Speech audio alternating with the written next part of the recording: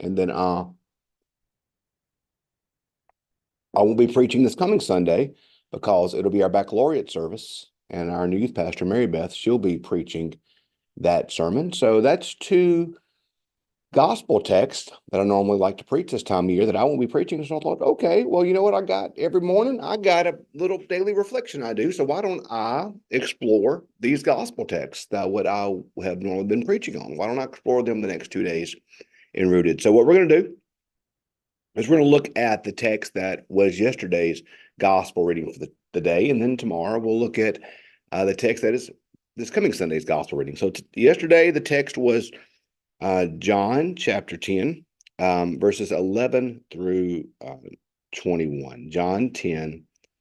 I'm sorry, 11 through 18. It wasn't all the end of the chapter. It was John 10, 11 through 18. I am the good shepherd.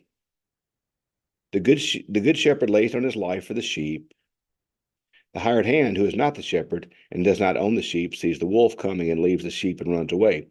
And the wolf snatches them and scatters them away. The hired hand runs away because the hired hand does not care for the sheep. I am the good shepherd. I know my own, and my own know me. Just as the Father knows me, and I know the Father, and I lay down my life for the sheep. I have other sheep who do not belong to this fold. I must bring them also, and they will listen to my voice. So there will be one flock, one shepherd. For this reason, the Father loves me, because I lay down my life in order to take it up again. No one takes it from me, but I lay it down of my own accord. I have the power to lay it down, and I have the power to take it up again. I have received this command from my Father. So here we see Jesus talking about how he is the good shepherd. And that's a powerful image for not just the Jews in that age, but us today. The Lord is my shepherd, I shall not fear. You know, when I hear shepherd, I think of the 23rd Psalm almost automatically. But for the people of this age, they wouldn't have just thought of the 23rd Psalm. They would have also thought of David, who was a shepherd before he became king. We just finished reading Amos, who was a shepherd before he became a prophet. So Jesus is, and we have this, we talk about this during Christmas sometimes, but we have this misconception of what shepherds are because we've seen too many Christmas nativity plays where the shepherds are always the cute little kids. And shepherds in that day were rough and tumble. Think cowboy, think Yellowstone, those guys.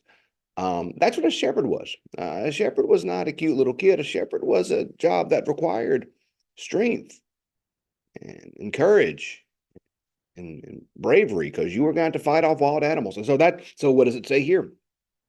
It says the hired hand, who is not the shepherd, does not own the sheep and sees the wolf coming and leaves the sheep and runs away. The wolf snatches them and scatters them. The hired hand runs away because a hired hand does not care for the sheep.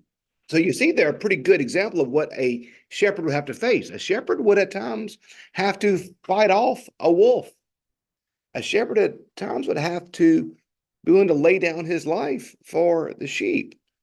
And that's what Jesus is doing. He says, I am the good shepherd. And the good shepherd lays down his life for the sheep. He says, I am laying down my life. And I think that's important because verse 17 says, for this reason the Father loves me, because I lay down my life in order to take it up again. No one takes it from me, but I lay it down of my own accord. I have the power to lay it down, the power to take it up again. I received this command from my Father. As much as there were powers at play for the crucifixion, spiritual powers at work, the devil, as much as people were conspiring. We don't need to read the crucifixion as though Jesus was a helpless victim. He says here, I laid down my life. It's not taken from me. I lay down my life.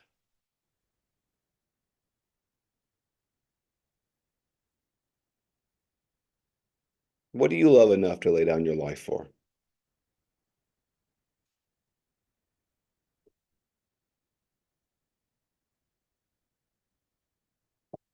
What do you love in your life enough to lay down your life for?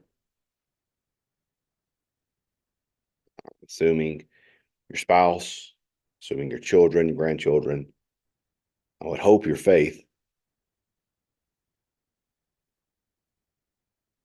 What do we have in our life that we're willing to totally reorient our life, lay down everything we have for that? I'm assuming most of us don't have a whole lot of things that we're willing to totally change our life for, reorient our life for. And if we do, it's something that we're going to treasure incredibly deeply. It's not going to be something trivial. It's not going to be something that is insignificant. But if we're willing to lay our life down for something like that, it's going to be something that we really value, isn't it? So that really matters to us.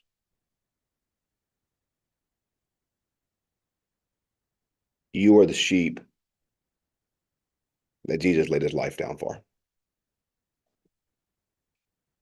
Me and you, church, we're the sheep that Jesus laid his life down for. That's how valued you are. That's how much he loves you. That's how much worth you have for the Good Shepherd. I am the Good Shepherd. I know my own, and my own know me. Just as the Father knows me, and I know the Father, I'll lay down my life for the sheep.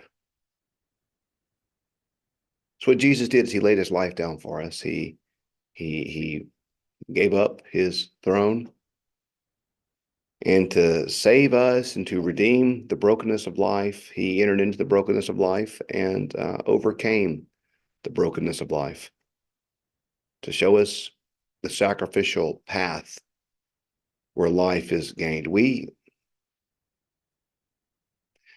are taught by culture that power comes in the grip of the sword. We are taught that power comes from power and might. And Jesus shows us what power looks like. It's laying down your life for those you love. It's sacrificing for those you love. What he did for me and for you today. So I hope you today understand how much you are loved. That the Good Shepherd, the King of Kings and Lord of Lords, the one that we sing of on Christmas, and the government shall rest upon his shoulders. They shall call him Wonderful Counselor, Mighty God, Everlasting Father, Prince of Peace. He laid down his life for us because the shepherd loves us. Because the shepherd loves us. So know your worth today. Know your worth today. And in the same way the Good Shepherd laid down his life for us, let's lay down our life for him and for each other. Because until we have something in our life that we're willing to lay our life down for, we aren't really living. The Good Shepherd gave himself for us. That's how much value you have. That's how loved you are today by the Good Shepherd. Don't ever forget that, y'all. Don't ever forget that. Know how loved you are. But in the same way, let's lay down our life for him because we love him so. Great passage. I love this John 10 chapter in general, but that's a really wonderful passage. So know how much he loves you and know how valuable you are. Have a great day. Tomorrow we'll talk about what would be the sermon for this coming Sunday.